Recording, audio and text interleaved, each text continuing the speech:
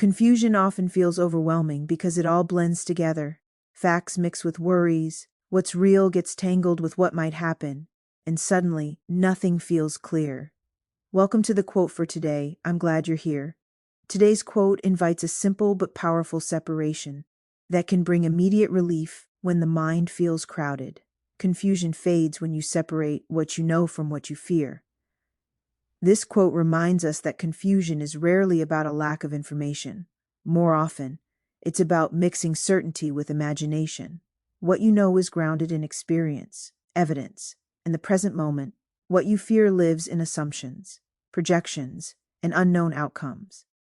When those two get blended together, clarity disappears. The mind treats fear as fact and reacts accordingly. Stress rises, decisions feel heavier than they need to be. But when you pause and separate the two, something steadies. You begin to see that much of the confusion wasn't about reality at all. It was about anticipation.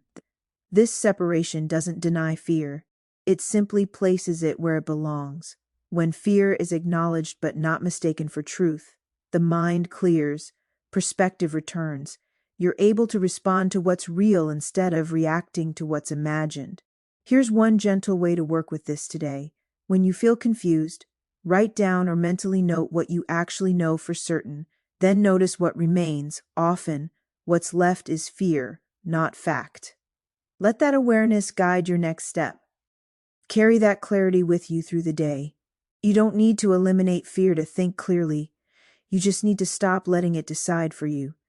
And here are two related thoughts to sit with.